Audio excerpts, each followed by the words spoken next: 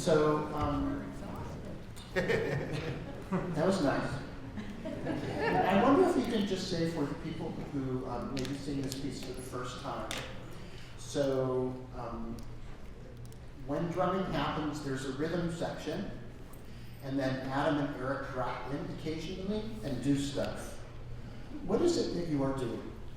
I don't know the answer to this, but I do like talking about it. Yeah, so, and this is something, if anybody has the chance to come see the full piece on March 14th, it's something that happens throughout the piece. And it's something that we've learned over time that actually Steve is even, I think, more interested in than the phase itself, which is why he stopped using phases, which is, well, what's the result? What's left over after you phase? And essentially, what's left over once things are in a new canon?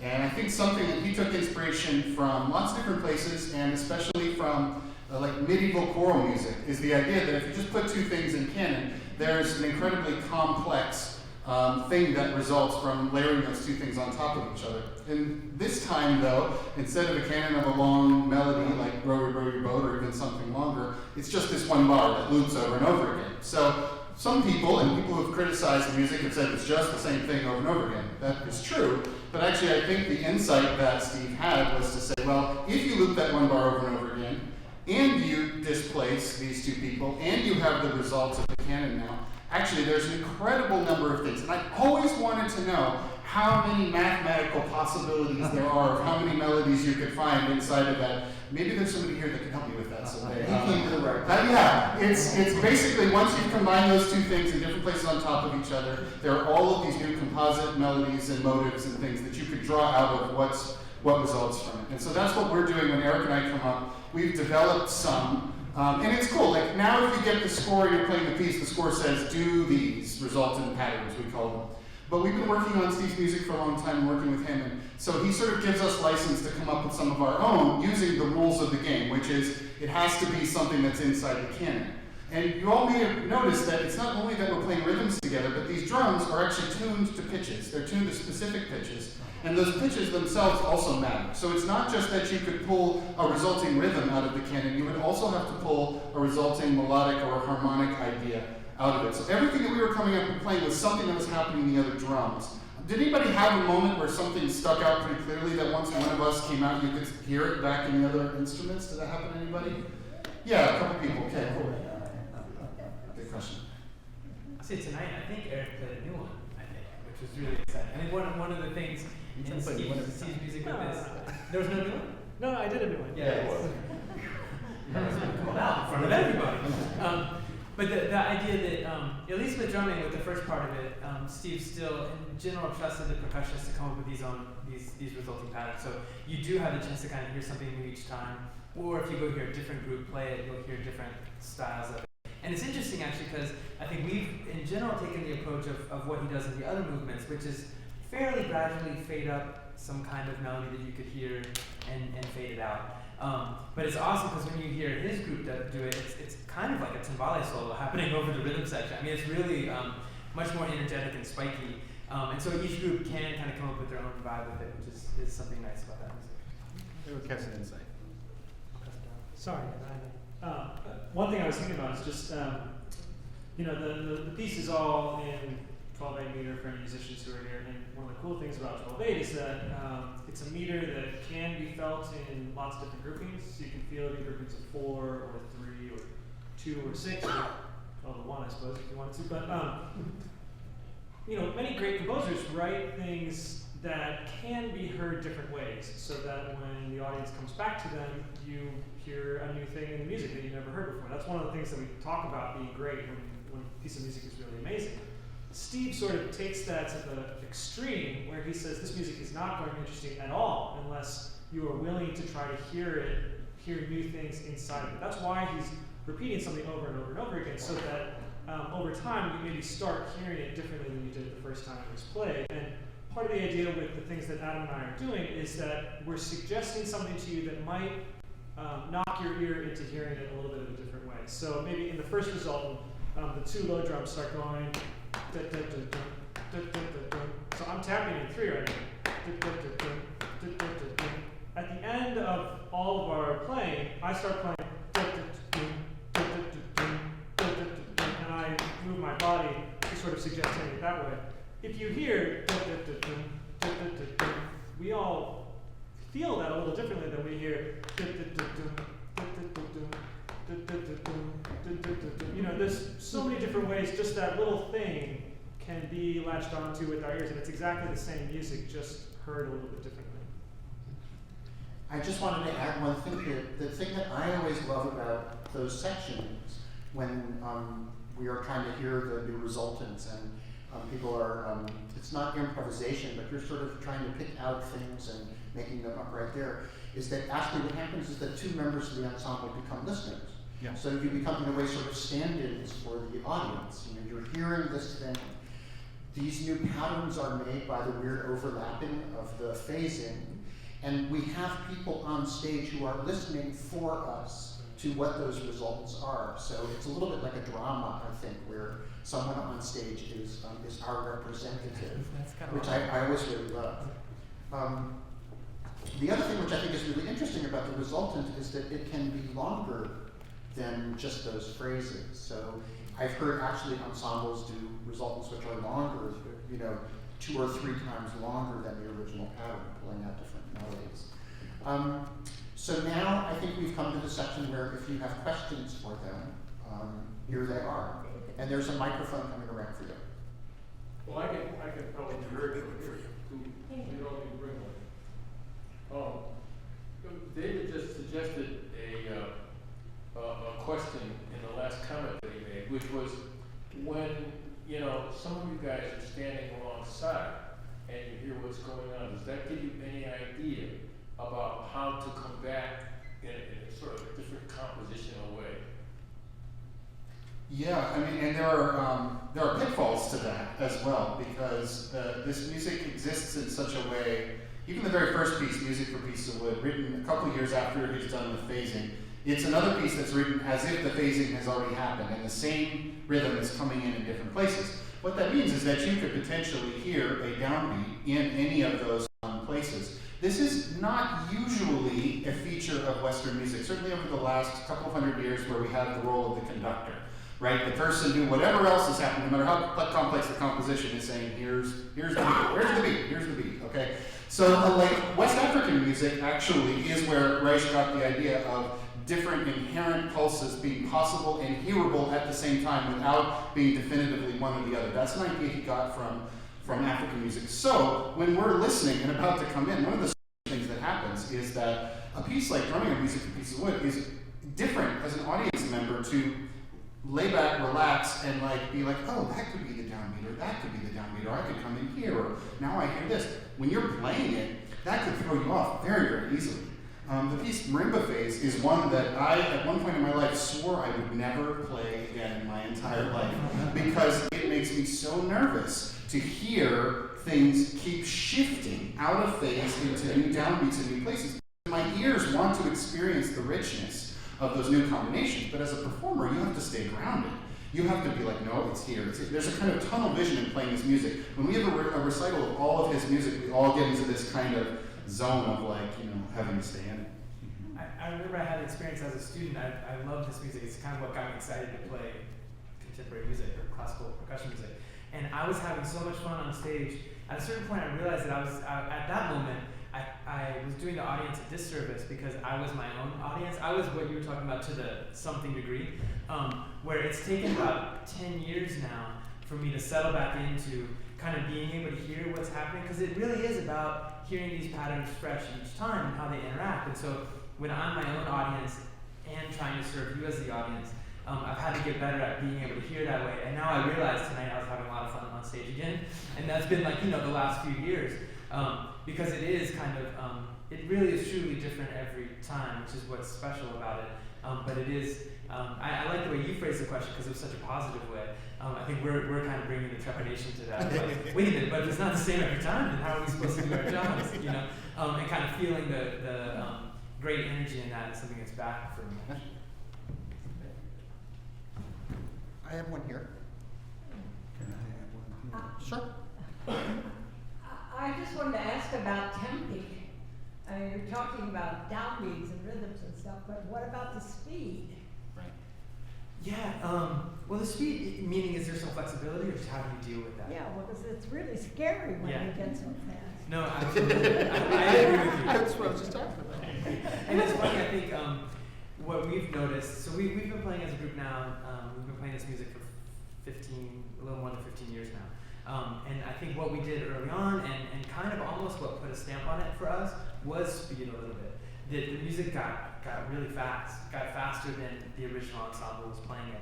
And I think it's funny because this music has been influenced by so many things, but it has influenced so many things that now we're on a kind of second generation of it, where I feel like this music that he was writing in the 70s influenced so much really great rock music, pop music, electronic music that I was listening to. Then my take on it is much less kind of West African, or kind of the kind of I don't want to say the like hippie drum circle vibe to it, you know, like that students can bring that kind of world to it, and we've brought much more of a kind of like industrial pace to it. And I think watching his group play it and playing it with them, we've started to learn from that other more kind of communal African vibe. But almost the tempo of it has been something that early on almost was even more exaggerated than this. I think as we grow into ourselves and get a little bit older as an ensemble, we're slowing down a bit too. Because almost like maybe if you play it too fast, I'm not sure you guys can hear anything, but we're just like, you know, and we've almost slowed down a little bit, maybe to give ourselves all a chance to hear it a little bit better. It's a great Can I question. toss something in there? Yeah. You know, this is not meant to be a criticism of any modernist music, but because we're playing all sort of minimalist stuff tonight. But there's a sort of joke that goes around about, you know, what's the difference between a fast modernist piece and a slow modernist or serialist piece or something. And it's the slow one is and the fast one is you know, I think it does bring up a good point of what does it mean for it to play that fast or slow. Go perform that. The way I heard it was like, oh yeah, it was great. I went to a concert and they did two pieces. One was like, you know, two different ways. Well, and I feel like you could almost tell that joke the same way here, because are you hearing it? Or you hear we agree to hear the piece in 3 because that gives it a particular character that we like. But different groups play the piece differently, and I think you would experience that. You would feel the music as having a different sense of pace because of the way they're feeling. And you wanted to add a question, is that right? I don't want to reduce the sublime to the ridiculous, but I have two little things I want to add. The first is that Reich is a composer, and yet, the titles of his pieces have no real reference to the music. They're about the instrument. It's quite interesting, I find. And the other one is a related question, actually, and that is, he's a composer, and I'm curious to know, is there a score? Does he write these things down? In other words, something that, and what does that look like? Does it look like notation of music or something else? So I'll just basically quickly restate the two things he was asking about, which are really, really good questions. One is that the titles of his pieces seem to just be references to the instruments that you're playing, which is true. And the other was a question about is there a score and how do you translate that? Well, I was just going to say with the titles, actually, I think the titles are what the pieces are about. And they're almost about it's not that he's telling you the instruments, it's actually about that sound, or it's about, it's really fundamental to the music is the instrument almost, you know, it's not about anything in a more narrative way. I think it was responding to that. I have a comment about that too. I mean, because really a lot of this music is a reaction to the music that was prevalent when he was a student, and a lot of that music was named, you know, Hyperprism, 17, and you know, very complicated names. And so there was this desire to make the music as plain, as honest, as plain spoken as possible, that it's presented to you and it unfolds so that the development of it is actually something you can participate in and understand. And they're titled exactly that same way. What is it? It's a phase piece with marimbas. What is it? It's pieces of wood. You know, so I think the idea is to say, I'm coming back to a moment where I'm trying to be as honest, as uninflected, as megalomaniacal as possible. And I'm trying to make it so that we're all equal. I say something in the language that we all understand, and we're all in the same place. It's a little like a painting, very complicated painting titled Number One. Or oil painting. About the notation, I find it that with him very interesting too, because in the 70s, his notation was, and right now people are looking back, it's just kind of scraps of paper that exist because he was kind of writing them for his friends to play.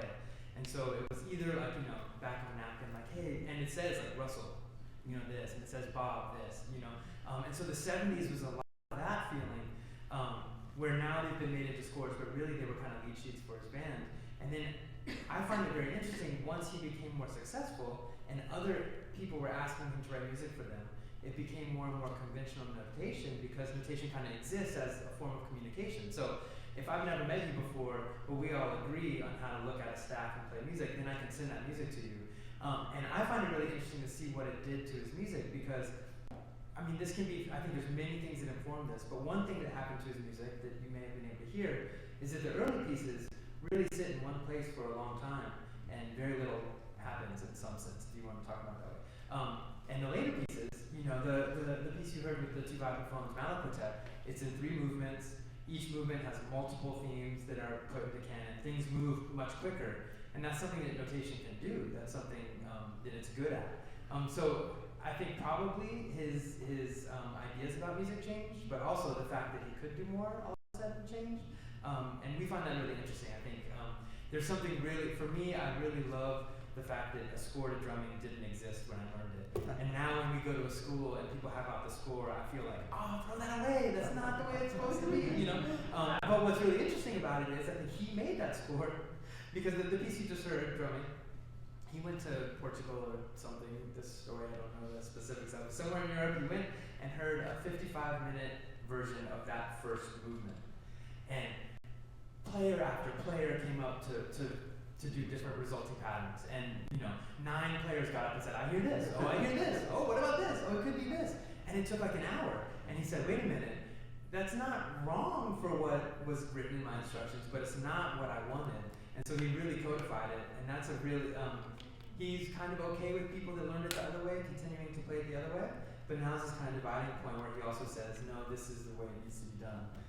And I find that very interesting, and I think we do as a group to see how that's moved. I'm going to answer this too, because I actually have a pre-score story about drumming from Steve Reich, because 1974, I was a freshman at Stanford University, and I played in a contemporary music ensemble, and drumming was very fresh. It was only a couple of years old, and we decided we wanted to invite Steve Reich to come to Stanford so we could play drumming.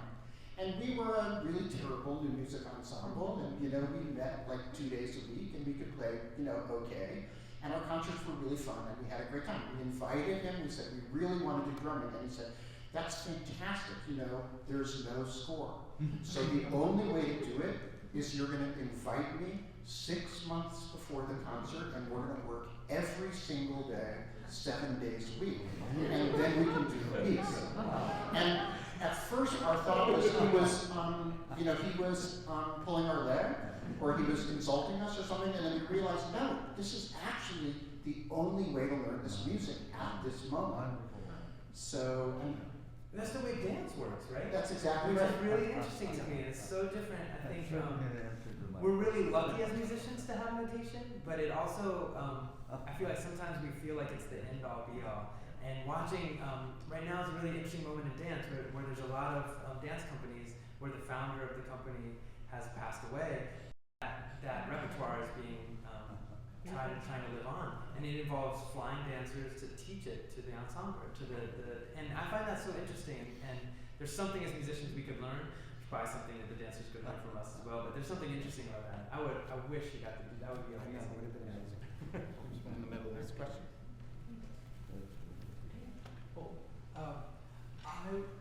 I wondered if you could talk a little bit about how you either assign or take roles in this music, and the degree to which you can step in for one another. In this particular music, it's kind of an interesting thing. There is some music that we play where the music is written to be very different. So actually, Steve Mackey, who I'm sure many of you know his music and have heard it around town in Princeton, wrote a piece for us where we're all playing completely different instruments. Actually, partially as a reaction to hearing us play all of this music and be like, I want to do something completely different than that. When we play music, and also David wrote a really wonderful piece for us called The So-Called Laws of Nature, where we're all playing essentially the same setups with some small variations as each other. In those cases, to some extent the skills are interchangeable among the parts, but I wouldn't necessarily say that we could just step in for each other at any moment. So in a piece like drumming, that's a piece where I bet we could step in for each other, but there are roles that we have developed over a long period of time. So when Josh and Jason do the very first phase in drumming, the two of them have been doing that for about 10 years together. And phasing is an incredibly human process, as mechanical as it seems.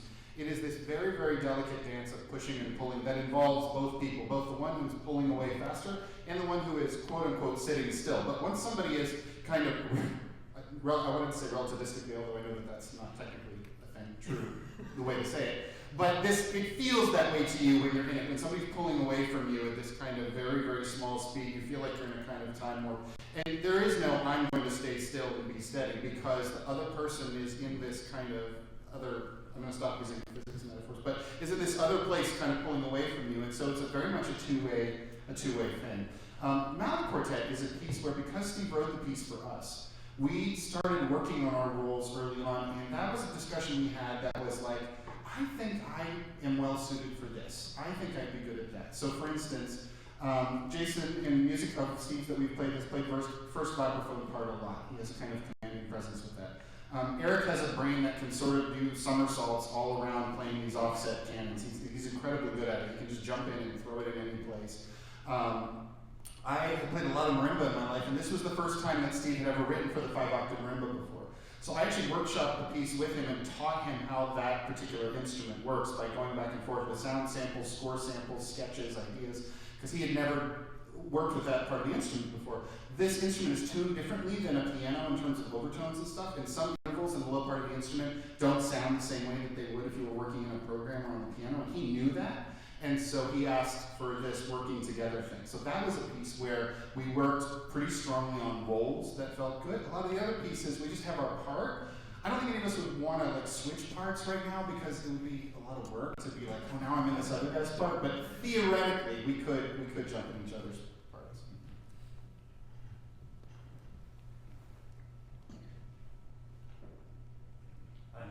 I have a technical question. So what was really interesting to me was how you would end at the same time, exactly in a split second we all stop.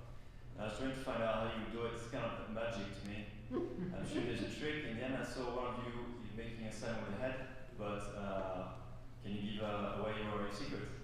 Sorry, we can't. Those are trade proprietary information. I give a nod with my head. No, I mean, I kind of, I had a weird moment tonight, actually, to be honest with you, during drumming, during the second half of the piece where we flipped over to the soft balance. My job, if you were to equate it to maybe baseball or something, would be like the catcher.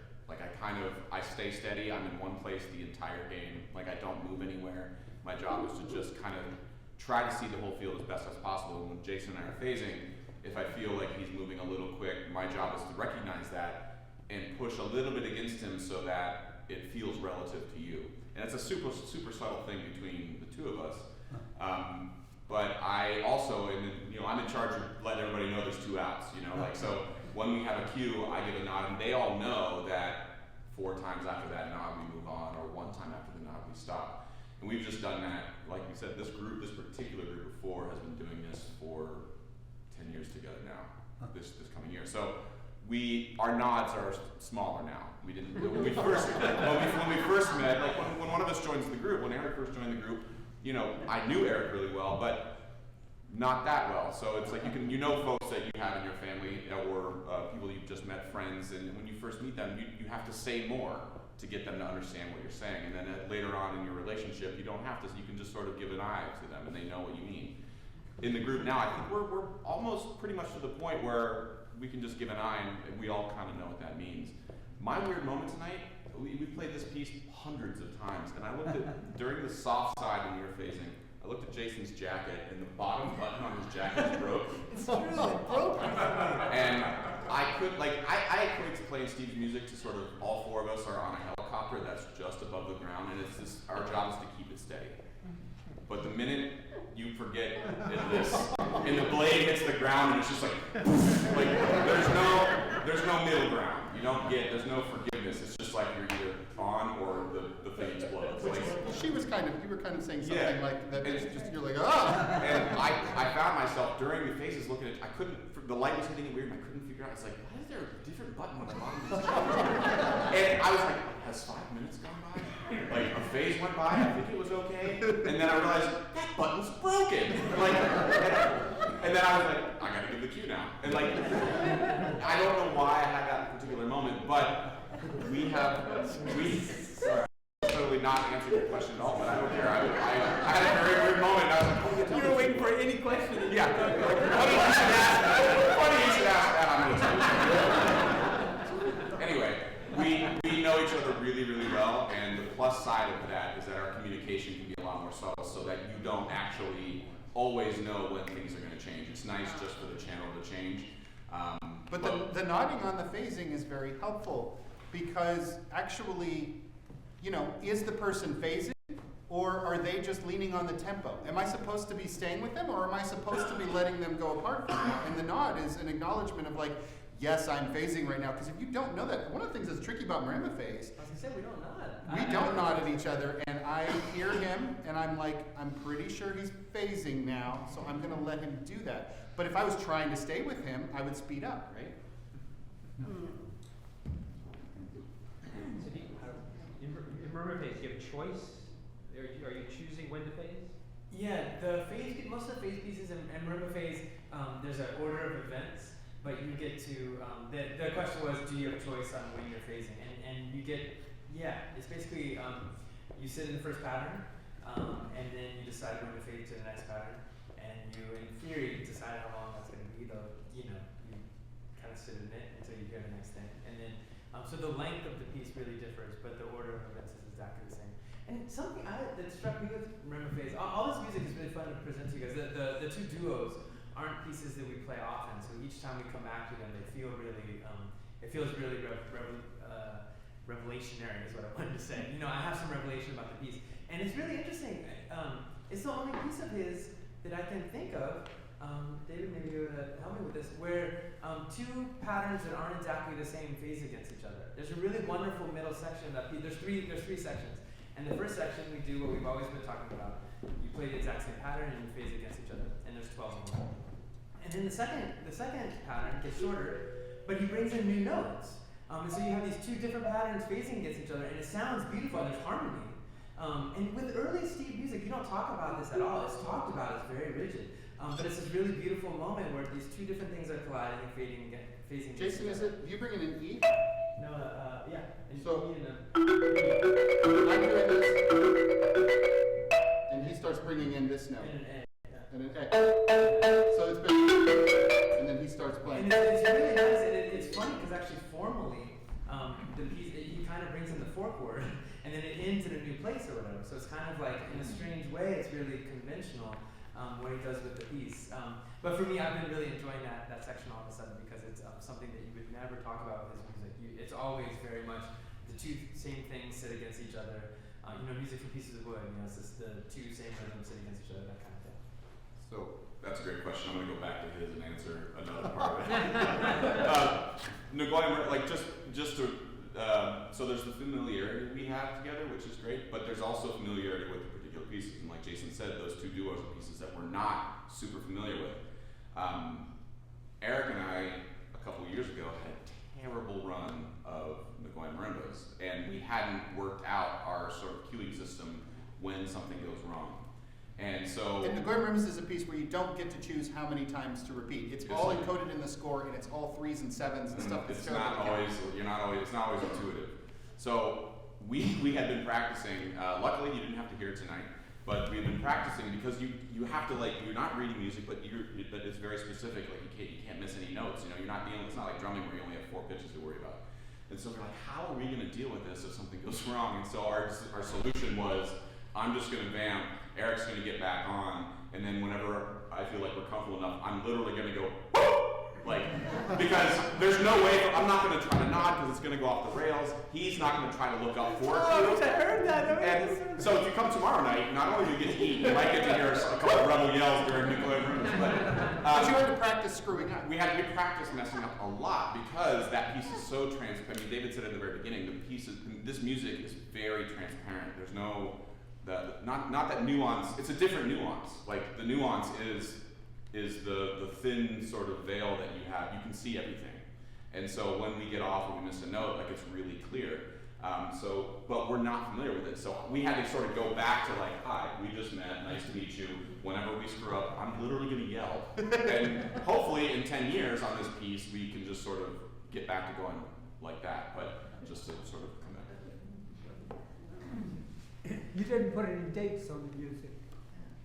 Oh, Was it all written at the same time? So the first 2 pieces were early 70s. Music piece was like 1973. Piano phase and marimba phase is somewhere in the 60s, 67, something like that. A much more conventional piece of chamber music. And if you just heard it on its own, you might not have that impression. But hearing it against the early phase pieces and these very dramatically one process pieces, did anybody have that sense like, oh, this is like practically a Beethoven quartet compared to just like one thing for 16 minutes just phasing against itself? Well, there's melody and harmony, you know. Thank you all very much. Thank you. And thank you.